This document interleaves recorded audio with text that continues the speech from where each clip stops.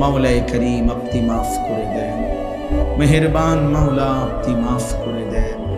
ঈমান আমল দান করেন, ইজ্জত আফিয়ত দান করেন, তাকওয়া তহারত দান করেন, হিম্মত ইস্তেকামত দান করেন, দ্বীনের উপরে থাকার চলার তৌফিক দান করেন।